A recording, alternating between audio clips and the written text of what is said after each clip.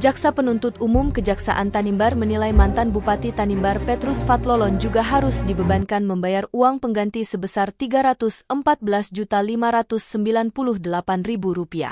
Uang pengganti tersebut untuk kasus dugaan korupsi anggaran perjalanan Dinas Sekretariat Daerah Kabupaten Kepulauan Tanimbar yang melibatkan mantan Sekda Ruben Moriol Kosu dan Bendahara Petrus Masela. Meskipun Fatlolon saat ini bukan berstatus tersangka dalam kasus tersebut.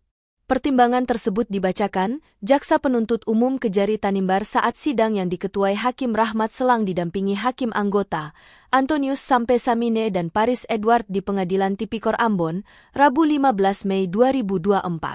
Pertimbangan tersebut diambil lantaran berdasarkan fakta persidangan dan keterangan saksi, perbuatan para terdakwa tak hanya menguntungkan diri sendiri, tetapi juga orang lain, dalam hal ini Petrus Fatlolon